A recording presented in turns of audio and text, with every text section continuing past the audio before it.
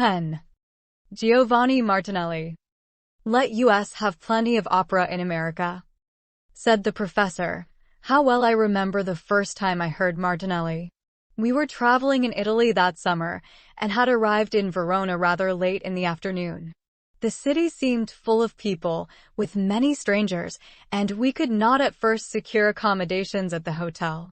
Inquiring the cause, the answer was, "Does not the signer know that today is one holiday and tonight, in the amphitheater, Ida will be sung under the stars?" We finally secured rooms, and of course heard the opera that night. Young Martinelli was the Radams, and I shall never forget how splendidly his voice rang out over those vast spaces of the arena. It was a most unusual experience to hear that music sung in the open, under the stars, and it was unforgettable.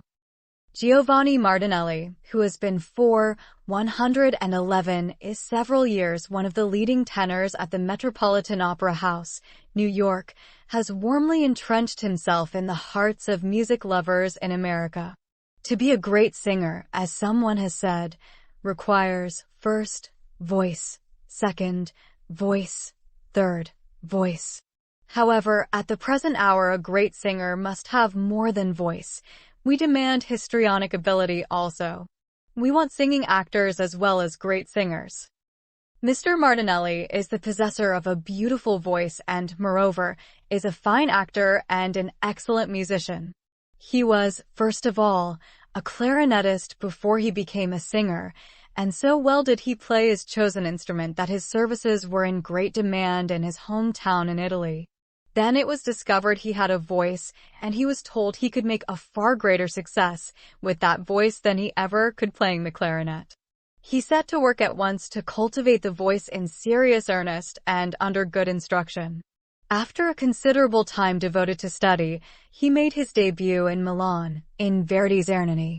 His success won an engagement at Covent Garden and for Monte Carlo.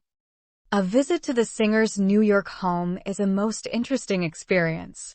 He has chosen 112 apartments perched high above the great artery of the city's life, Broadway. From the many sun-flooded windows magnificent views of avenue, river, and sky are visible, while at night the electrical glamour that meets the eye is fairy-like. It is a sightly spot and must remind the singer of his own sun-lighted atmosphere at home. The visitor was welcomed with simple courtesy by a kindly, unaffected gentleman who insists he cannot speak your English, but who, in spite of this assertion, succeeds in making himself excellently well understood. One feels his is a mentality that will labor for an object and will attain it through force of effort. There is determination in the firm mouth, which smiles so pleasantly when speaking. The thoughtful brow and serious eyes add their share to the forceful personality. The Titian-tinted hair indicates, it is said, a birthplace in northern Italy. This is quite true in the case of Mr. Martinelli, as he comes from a village not far from Padua and but 50 miles from Venice, the little town of Montagnano. Daily study. You ask about my daily routine of study. In the morning I practice exercises and 113 evocalizes for 1 hour. These put the voice in good condition, tune up the vocal cords, and oil up the mechanism, so to speak. After this I work on repertoire for another hour. I always practice with full voice, as with half voice I would not derive the benefit I need. At rehearsals I use half voice, but not when I study. In the afternoon I work another hour, this time with my accompanist, for I do not play the piano myself, only just enough to assist the voice with a few chords. This regime gives me 3 hours regular study, which seems to me quite sufficient. The voice is not like the fingers of a pianist, for they can be used without limit. If we would keep the voice at its best, we must take care not to overwork it. Treatment of the voice. In regard to the treatment of the voice, each singer must work out his own salvation. A great teacher, one who understands his own voice and can sing as well as teach, may tell how he does things, may explain how he treats the voice, may demonstrate to the student his manner of executing a certain phrase or passage, or of interpreting a song. But when this is done, he can do little more for the student, for each person has a different mentality and a 114 different quality of voice. Indeed, there are as many qualities of voice as there are people. After general principles are thoroughly understood, a singer must work them out according to his own ability. This does not mean that he cannot be guided and helped by the greater experience of a master higher up, who can always criticize the result of what the student is trying to do. The voice is a hidden instrument, and eventually its fate must rest with its possessor. A new role. When I take up a new part, one, read the book very carefully to get a thorough idea of the story, the plot, and the characters.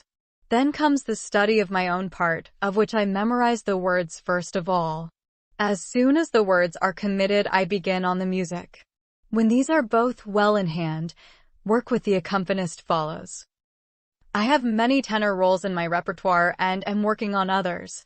If you ask for my favorite opera or operas, I would answer, as most Italians would do, that I enjoy singing the music of Verdi more than that of any composer. I love his Aida perhaps best of all. Erneni is a beautiful opera, but 115 maybe would be thought too old-fashioned for New York.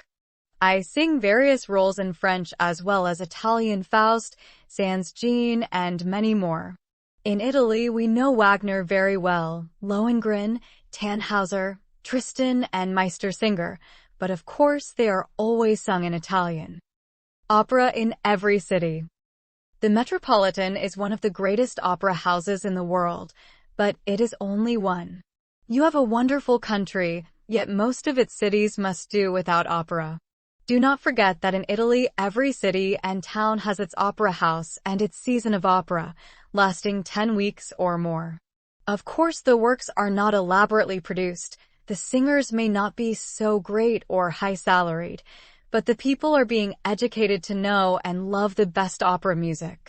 Performances are given Wednesdays and Thursdays, Saturdays and Sundays, the singers resting the days between. They need to, as they are obliged to sing at every performance.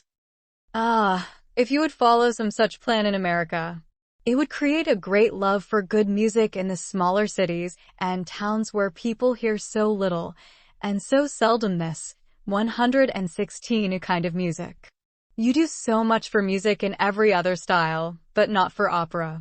Of course, I must accept the half-dozen cities large enough and rich enough to be favored with a season of extended operatic performances. These are the real music centers of your country. I will show you what we do for opera in Italy. Here is an Italian musical journal, which I have just received. Mr. Martinelli took up a single-sheet newspaper which lay upon his desk. You will find all the large cities and most of the small ones reported here.